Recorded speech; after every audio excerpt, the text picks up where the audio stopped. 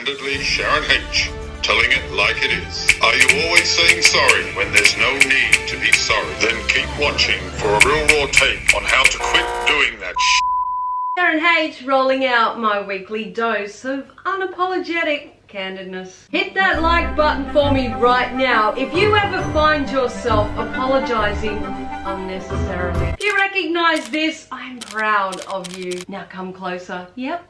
Keep coming. This shit's gonna stop right now. I know I've done it. That knee-jerk reaction has kicked in, and I've added the word sorry when there's nothing to be sorry for. Keep watching all the way to the end, because I ain't gonna be holding back in helping you to stop blasted apologizing, to stop saying sorry all the time. Just remember, everything in this video is coming from my own perception and viewpoint. Take what advice you want and let the rest slide right off of you like Teflon. You like realness, rawness, and no fucks given truth bombs? Then smash that sub button right now for more unapologetic candidness. We do, or we've done it. We most all do, or all have said sorry when we are not sorry, when we've no need to be sorry. And then we've been sorry, we've made an ass of ourselves, a warbling sorry. I believe this behavior comes somewhere from within our vault of inferiority. Like we somehow must apologize for breathing.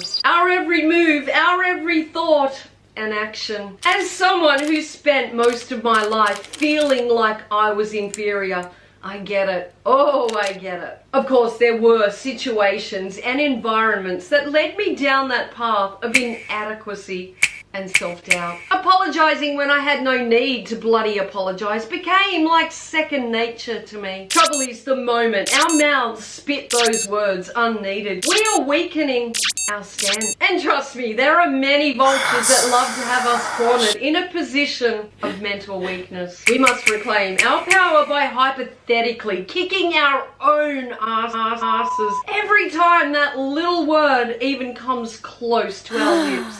Unnecessarily. It is a wily little bastard, the word sorry, a double-edged sword, if you will. It can be a word that comes from a place of strength, or a word that comes from a place of fragility. When we are in the wrong and say sorry, I believe this shows strength of character. But when we are forever apologizing where we shouldn't be, this could be due to character frailty. Something deep within us thinks we are deficient, so we must apologize for it. We don't want to rock the boat or upset anyone, so we soften our every move. Use the word sorry. But fuck that. Strength comes in knowing when to be sorry and when to stand behind our actions unapologetically. Man, it took me a long time to realize I in fact owe no one a thing. Least of all do I owe them the surrender of my dignity. We need to stop discrediting our ideas, our goals, our dreams, because we fear they may sound ridiculous. Let me know in the comments if you've ever apologized for a thought or idea before it left your mouth in fear of looking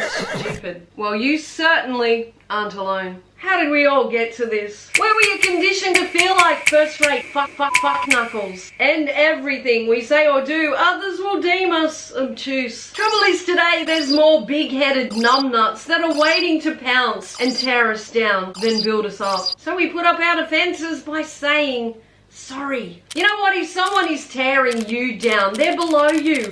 Oh man, these Muppets are below you.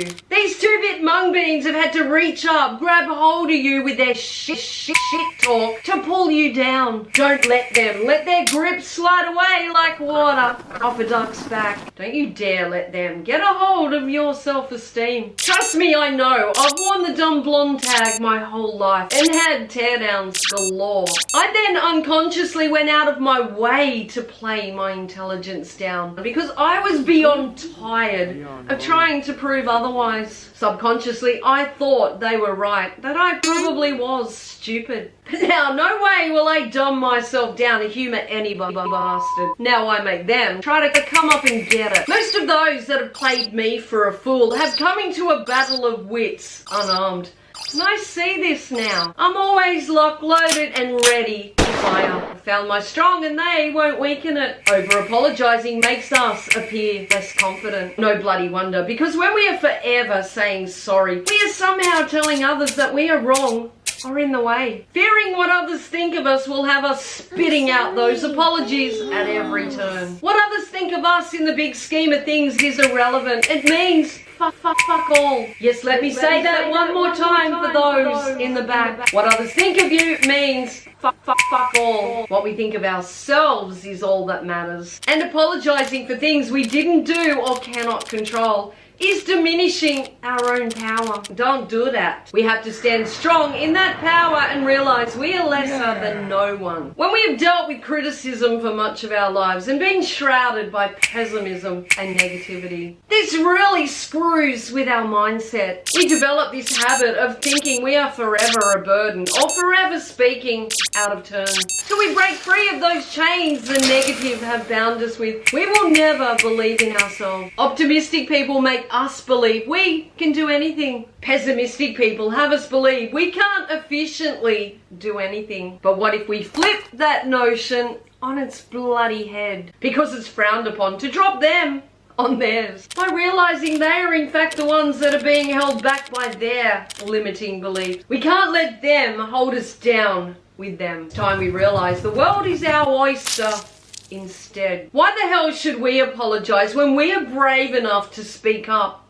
What a dream. Things only seem impossible until they are done, and with the right attitude we can do anything beautifully, freely, and fucking apologetically. Anxiety can play a big hand in habitual apologizing. When we fear saying the wrong thing, treading on toes, or being belittled, this will then make us feel and look awkward and have us sounding a blithering idiot. Of course, like with any habit, we cannot break these overnight, but we can try to become more aware we are doing it and try to stop ourselves from muttering that one unnecessary blasted little word. We preemptively apologize because we fear the critique we are so damn used to wearing. It becomes a defense mechanism, an invisible shield we somehow feel will protect us from that shame of belittlement. Sometimes we are in fact the ones holding ourselves to a ridiculous standard where we feel remorseful for letting others down even when we have not. Perhaps we unconsciously apologize to be nice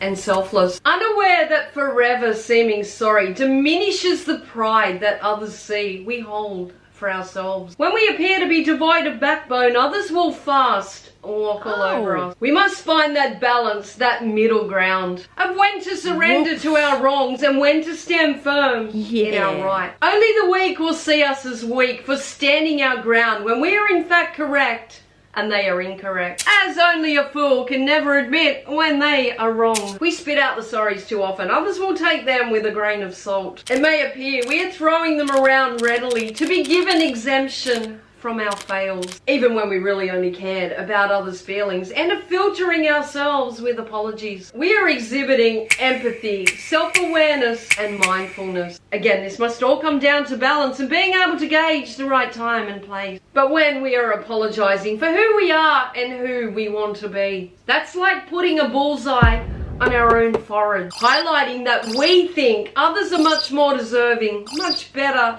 than we. Be the one who snort laughs the loudest, the one who dreams, the one who dances in the rain, the one who goes after it all, the one who knows how to bloody live. But by God, stop damn apologizing when there's absolutely nothing to be sorry for at all.